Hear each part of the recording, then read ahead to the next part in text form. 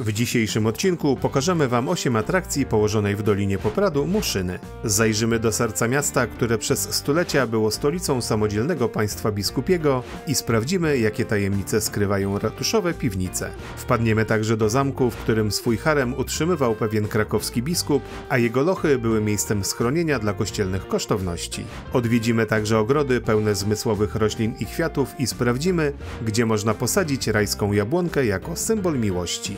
Pokażemy Wam także, gdzie możecie poczuć się jak w starożytnych greckich czy rzymskich ogrodach lub na Ziemi Świętej. A na zakończenie odwiedzimy najstarszą drewnianą cerkiew Beskidu Sądeckiego.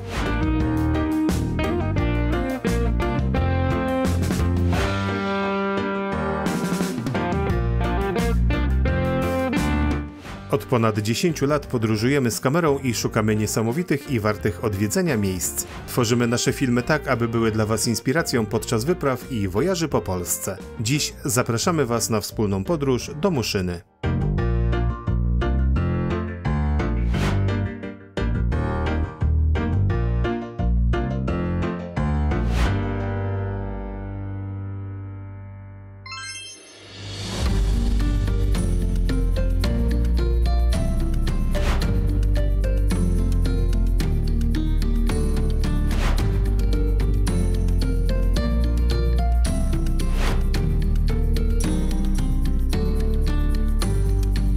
Naszą wyprawę po Muszynie zaczniemy od ulicy Kościelnej, która zajmuje szczególne miejsce wśród arterii uzdrowiska. To zespół szeregowej zabudowy mieszczańskiej pochodzący w większości z XIX i XX wieku. Jej charakterystycznym elementem są drewniane bramy w elewacji frontowej z półkolistym nadprożem. Warto się tu przejść i poczuć klimat dawnej Muszyny, tym bardziej, że domy te znajdują się na małopolskim szlaku architektury drewnianej. Prowadzi ona od kościoła Świętego Józefa do muszyńskiego rynku.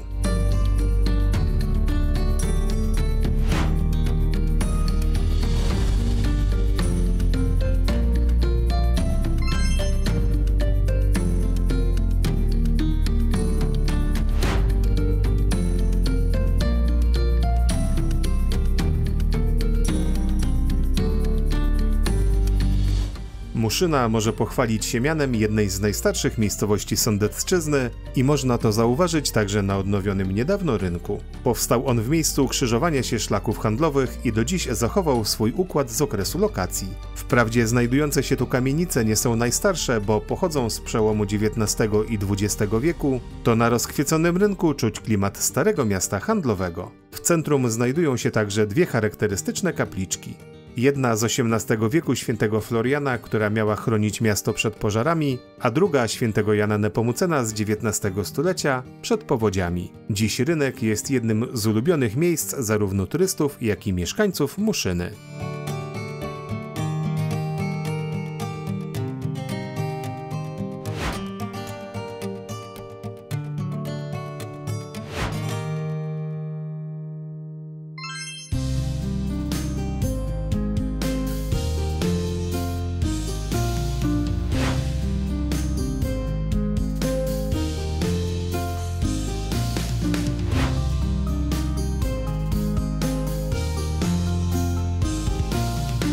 W centrum rynku znajduje się budynek ratusza. Niewiele on ma wspólnego ze skromnym drewnianym magistratem, który stał tu od XVII wieku, przekształconym zresztą później przez Austriaków w karczmę. Spłonęła ona jakieś 150 lat później i od tego momentu miejsce to było puste, aż do czasu, gdy podjęto decyzję o budowie nowego budynku, tym razem w historycznym dla Małopolski stylu galicyjskim.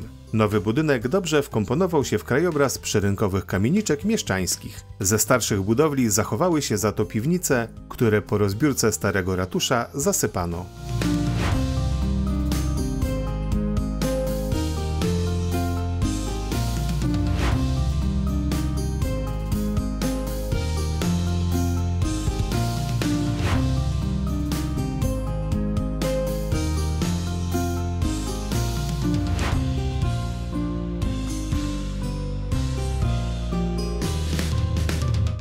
Dawne piwnice pod rynkiem w Muszynie przebadano dokładnie podczas badań archeologicznych w 2015 roku. W trakcie prac wydobyto ponad 20 000 różnych artefaktów związanych zarówno z handlową funkcją Muszyny, jak i z życiem codziennym mieszkańców. Według badaczy piwnice o powierzchni ponad 100 m2 pochodzą z XVI wieku i służyły do przechowywania towarów i wina przewożonych dawnym szlakiem węgierskim. Jedno z pomieszczeń pełniło również funkcję miejskiego więzienia. Znajdujące się na jego ścianach haki, łańcuchy i pozostałości metalowych kun potwierdziły wzmianki z akt sądowych z XVII wieku o ratuszowym więzieniu dolnym. Więźniowie przetrzymywani byli tu w surowych warunkach, siedzieli na wilgotnym klepisku z rękami przykutymi nad głową.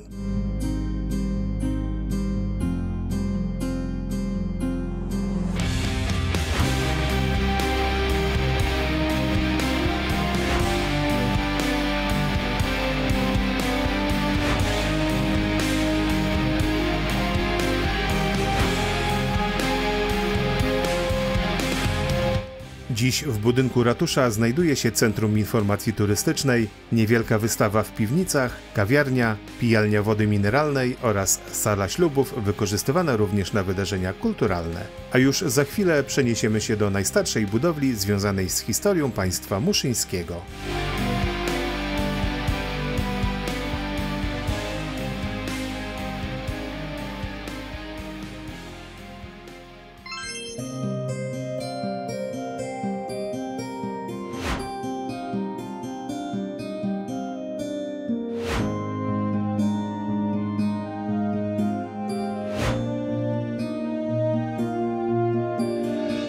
Jedną z najnowszych udostępnionych turystom atrakcji Muszyny jest jej najstarsza budowla, czyli pozostałości po dawnym zamku biskupów krakowskich. Pięknie położony na wysuniętym cyplu pasma Koziejówki nad doliną przepływającego poniżej Popradu, stanowi jeden z najpiękniejszych punktów widokowych na uzdrowisko. Odrestaurowane w 2013 roku ruiny szybko stały się jedną z najważniejszych atrakcji Muszyny. Nie bez przyczyny, bo z zamkiem związana jest długa i ciekawa historia oraz mnóstwo legend i opowieści.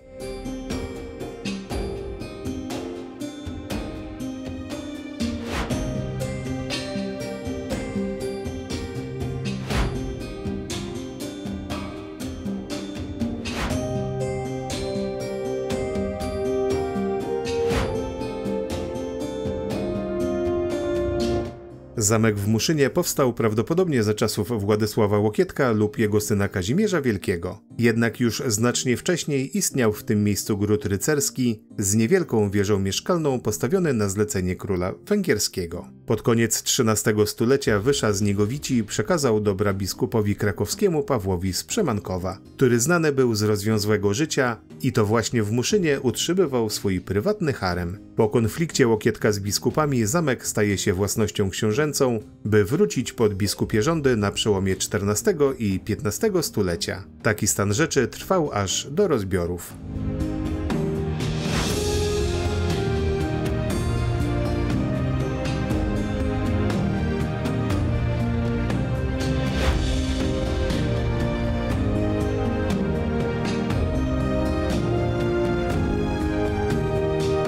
Zamek staje się rezydencją starostów państwa muszyńskiego, samodzielnej jednostki administracyjnej z własnymi urzędami i sądownictwem. Te historyczne latyfundium o powierzchni około 450 km² składało się z 2 miast, Muszyny i Tylicza oraz 47 wsi. Dysponowało także własną armią, której trzon stanowiła piechota chłopska Harnicy w liczbie od 200 do 600 żołnierzy, oraz jazda zwana dragonią biskupią, gdzie służyli tylko sołtysi. Ponadto każdy mężczyzna miał obowiązek posiadania rynsztunku i musiał stawiać się na wezwanie. Wróćmy jednak do samej warowni.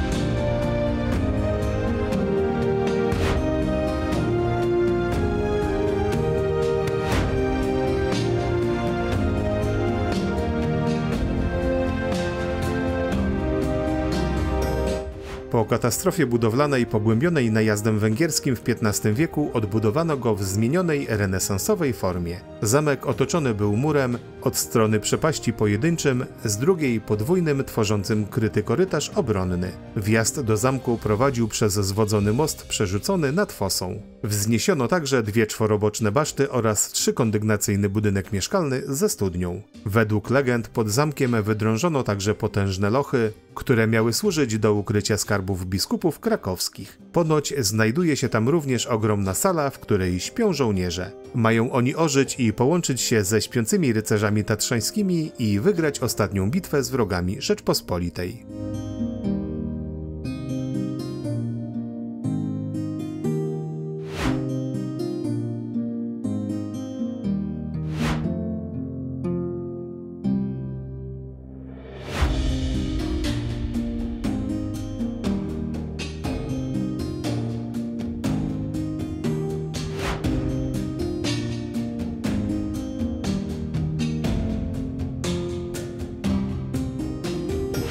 Na przełomie XVI i XVII wieku zamek strawił tak potężny pożar, że przepaleniu uległy nawet mury. Po tym kataklizmie nie odbudowano już większości budynków, a jego znaczenie wyraźnie spadło. Pełnił już tylko rolę górskiej strażnicy, która ostatecznie opustoszała pod koniec wieku. Kiedy Muszynę zajęły wojska austriackie, zamek był już ruiną. Przez dziesięciolecia mury zamkowe służyły jako źródło pozyskiwania kamienia do wznoszenia innych budynków. W spustoszeniu swój udział mieli również poszukiwacze skarbów, które były rzekomo ukryte w podziemiach. Jeszcze przed II wojną światową większość zamku zarosła lasem. Na powierzchni pozostały widoczne tylko fragmenty baszty i odcinki murów obronnych.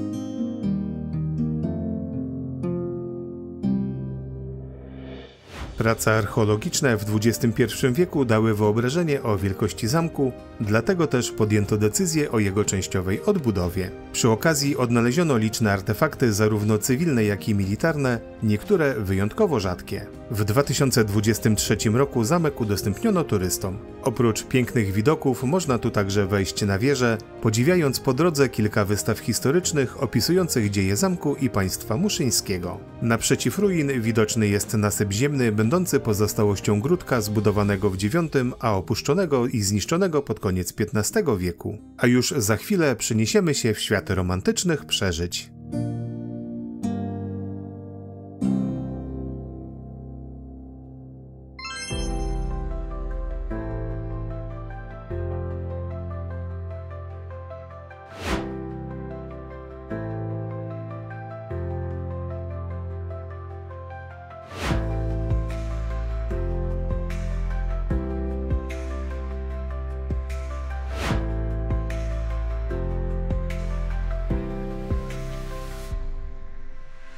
Ogrody zmysłów, inaczej zwane ogrodami sensorycznymi, to pomysł przystosowania parków nie tylko do odpoczynku na łonie natury, ale przede wszystkim do celów terapeutycznych i edukacyjnych. Może z nich korzystać każdy niezależnie od zdrowia i wieku. Muszyńskie ogrody sensoryczne zaprojektowane są tak, aby zintensyfikować oddziaływanie na wszystkie 5 zmysłów: węch, wzrok, dotyk, słuch i smak. Wygodne parkowe ścieżki, tablice informacyjne opisujące poszczególne strefy i przepiękne krajobrazy Doliny Popradu to największe atuty ogrodów sensorycznych w Muszynie.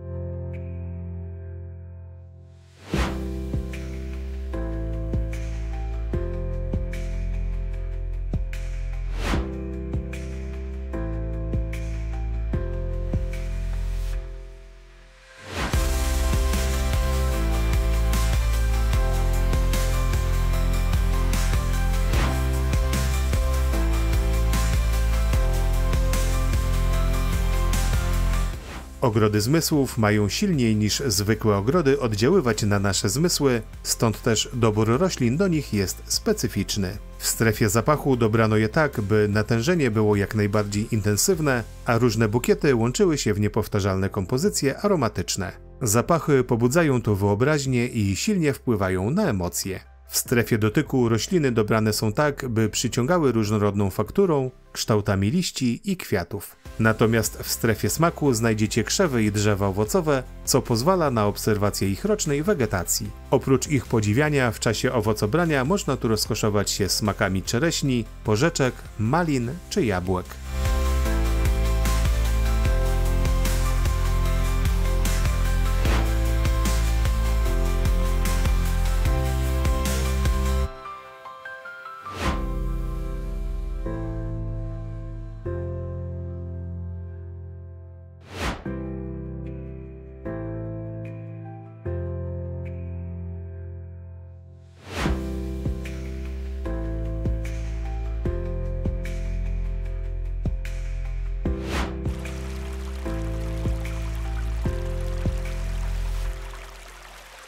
Niezwykle ciekawa jest również strefa dźwięku, gdzie warto zatrzymać się i wsłuchać w szum drzew, świergot ptaków, szmer wody ze strumienia czy chrzęst żwiru pod nogami. Wszystkie materiały zostały dobrane tak, aby intensyfikować tworzące się wokół nas dźwięki. Nawet znajdujące się w pobliżu drzewa i krzewy dobrano tak, by wabić ptaki, których śpiew potrafi oderwać od pędu codziennego życia. Podobnie działa również strefa wzroku, gdzie naturalne piękno Popradzkiego Parku Krajobrazowego potęgują specjalne tarasy i wieże widokowe, dzięki którym widok na Beskid Sądecki jest jeszcze piękniejszy.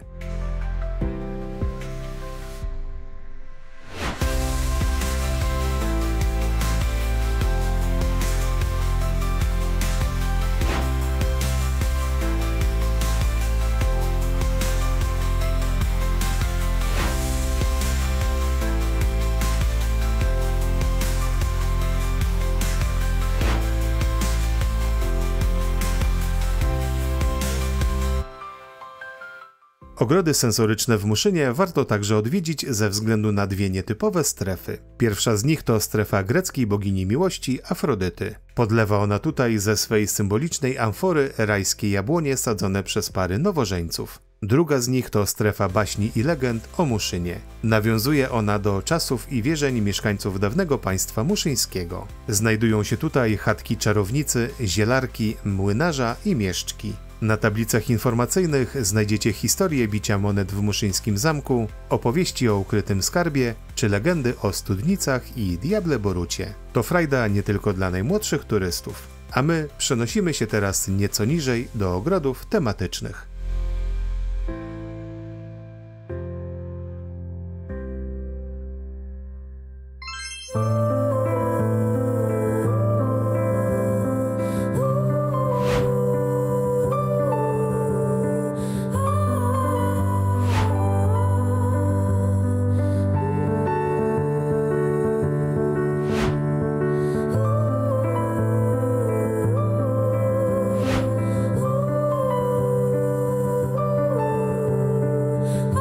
Ogrody tematyczne w Muszynie nazywane bywają także ogrodami miłości, bo do złudzenia przypominają ogrody greckie lub rzymskie. Wchodząc do nich można poczuć się niczym antyczny Perseusz wkraczający do ogrodu Meduzy pełnego ludzkich posągów. A jest ich tu sporo i przedstawiają muzy, bogów greckich, a także pory roku. Wśród nich szczególnie interesująca jest rzeźba Dionizosa, boga wina, dobrej zabawy i atrakcji, których w okolicach nie brakuje. Choć oficjalnie jest to rzeźba jesieni, my pozostajemy przy własnych skojarzeniach.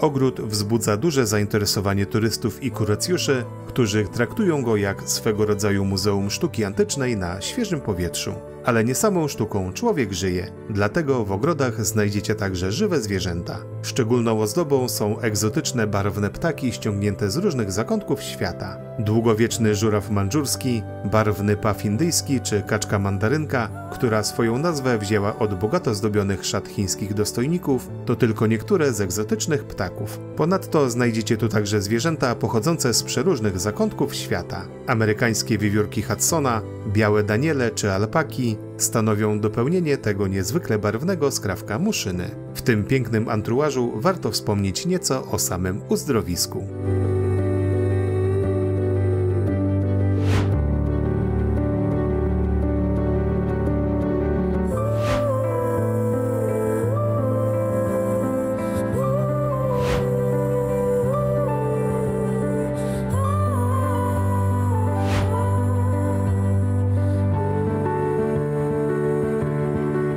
Lokalizacja ogrodów nie jest przypadkowa. Rozciągają się od pijalni wody Antoni, gdzie narodziła się uzdrowiskowa historia Muszyny. Choć o muszyńskich zdrojach wspominał już w XV wieku Jan Długosz, pierwszy odwiert wody mineralnej wykonano dopiero w 1929 roku. Odkrycie wód szybko doprowadziło do budowy łazienek mineralnych i pijalni. Nastąpił szybki rozwój uzdrowiska. Brzegi Popradu były wypełnione letnikami i kuracjuszami, którzy zażywali kąpieli słonecznych i rzecznych. Powstała piaszczysta plaża z leżakami i wiklinowymi koszami. Rozwój uzdrowiska zahamował wybuch II wojny światowej. Część obiektów zdrojowych z czasem została rozebrana. Dzisiaj Zapopradzie zyskało zupełnie nowy wygląd i infrastrukturę, a tłumy gości świadczą o jego wyjątkowych walorach. My pozostajemy jeszcze w klimacie ogrodów, ale tym razem w nieco bardziej mistycznej odsłonie.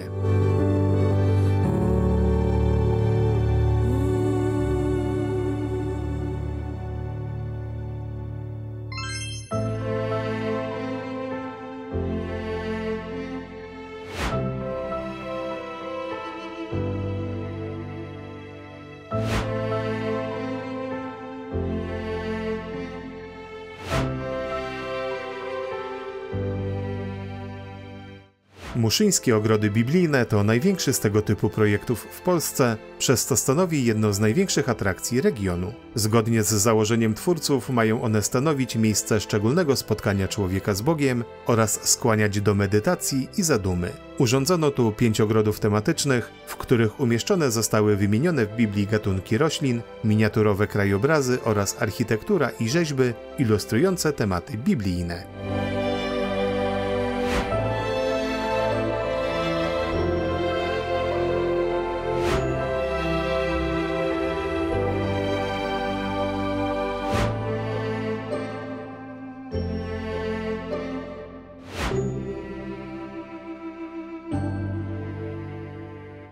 Ogród biblijny stanowi także ciekawostkę dla osób niezwiązanych duchowo z religijnością.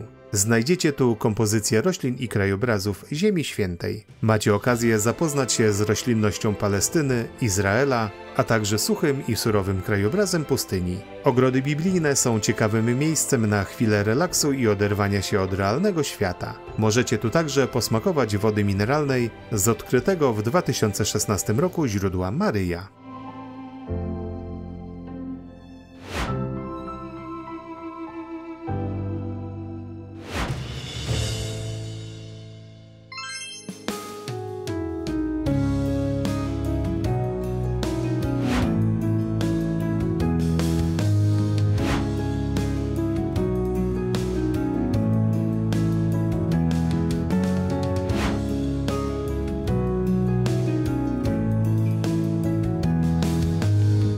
Naszą wyprawę do Muszyny zakończymy parę kilometrów od uzdrowiska w najstarszej, bo wzniesionej w początkach XVII stulecia cerkwi świętego Jakuba w Powroźniku. Niestety do naszych czasów zachował się tylko niewielki jej fragment, wkomponowany obecnie w bryłę jako zakrystia. To właśnie tu zachowały się najstarsze polichromie pochodzące z 1607 roku. Przedstawiają one sceny z życia Jezusa i Maryi, wizerunek Ducha Świętego i Jana Chrzciciela, a na sklepieniu można zobaczyć przedstawienie Boga Ojca.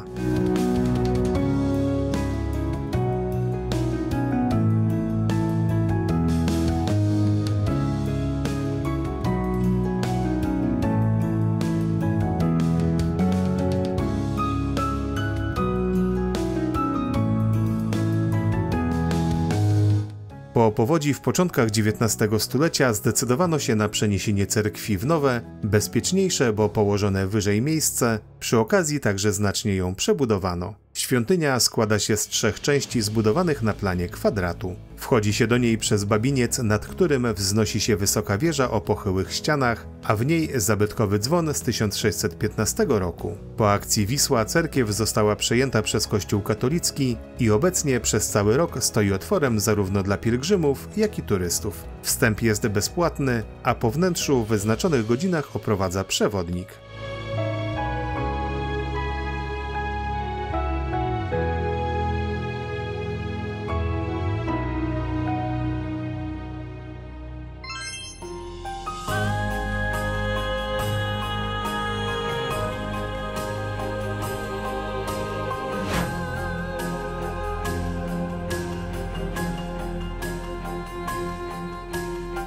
A jeśli do przyjazdu do Muszyny nie przekonał Was nasz film, to posłuchajcie, co o tym pięknym zakątku Polski mówi Zuzanna Długosz, przewodnik po Beskidzie Sądeckim. Witajcie moi drodzy, nazywam się Zuzanna Długosz, jestem przewodnikiem beskidzkim, pracuję pod marką Baba z Gór, a dzisiaj jestem z Wami, ponieważ jestem rodowitą muszynianką. Witam Was pięknie w mojej rodzinnej miejscowości. Mieście rzec by jednak można. Miasto, które ma piękną średniowieczną historię, ale historia przełomu XX i XXI wieku wprowadziła Muszynę na zupełnie nowe tory. Ponieważ z miejscowości, która co prawda ma piękną historię, nierozpoznawalną w świecie turystycznym, stała się destynacją turystyczną, stała się miejscem, które chętnie i często odwiedzamy, ponieważ Muszyna stała się miastem ogrodów. Dlatego taki entourage dzisiaj do nagrania, ponieważ pokazujemy drugi co do starszeństwa ogród magiczny, który został wzbogacony w ostatniej części ptaszarnią. To 2 ogrody. Oprócz tego mamy ten najsłynniejszy i najstarszy ogród sensoryczny, ogród baśni i legend, ogród starożytnej Grecji, ogród biblijny, no i ten o nutce historycznej ogród starosty. No dobrze, ale ileż można łazić po ogrodach? Już spieszę, co dalej? W 2023 roku zostały oddane nie tylko ruiny zamku na Baszcie, ale również wieża widokowa na Malniku, ta, uwaga, bezpłatna. Co trzeba zrobić? Trzeba się dostać na górę Malnik. Znaki drogowe mówią 45 minut na piechotkę. Zgadzam się z tymi znakami. A wieża zamkowa, baszta przy ruinach zamku na Baszcie, to spacerek króciusieńki, kwadrans wystarczy do tego, żebyśmy mieli piękną panoramę widokową i ciut historii tego miejsca. Dobrze, to są twarde, to są takie obiekty, które rzeczywiście stają się taką namacalną atrakcją turystyczną, ale pamiętajmy, że regiony tworzą ludzie i z Babą z Gór i do Baby z Gór serdecznie zapraszam rodziny z dziećmi. To moja ulubiona grupa, z którą fantastycznie pracuję, ponieważ wymyśliłam dla nas wszystkich gry terenowe. Gry terenowe ze mną oznaczają, że młodzież i wszyscy chętni otrzymują mapkę i naklejki. W trakcie naszego spotkania wypełniamy jedno drugim, a dorośli w tamtym czasie mają szansę posłuchać, o czym szumi Poprad, co ciekawego dzieje się w Muszynie, w Krynicy, w Tyliczu i na Szczawniku. Serdecznie wszystkich zapraszam do zwiedzania miasteczek i miejscowości z Sądecczyzny za pomocą gier terenowych. Ale Baba z Gór odkryła również, że Sądecczyzna to kraina Podkowca Małego. Podkowiec Mały to butikowy i filigranowy nietoperz, który zamieszkuje wyłącznie tereny górzyste Polski, a na naszym terenie szczególnie upodobał sobie poddasza pięknych połękowskich świątyń, a więc też spotkania w 3 miejscach powodują, że możemy zajrzeć do zabytkowej świątyni. Uwaga, dzieci dają mi 15 minut na opowiedzenie całości historii etnografii, mieszczę się. A potem opowiadam butikowo, edukacyjnie i animacyjnie o nietoperzach, a finałem jest obserwacja nocnych wylotów nietoperzy. Mam nadzieję, że przerwałam ten mit, że uzdrowiska Polski, a szczególnie Małopolski, to tylko dla seniorów. Serdecznie zapraszam rodziny z dziećmi. Do zobaczenia w Muszynie.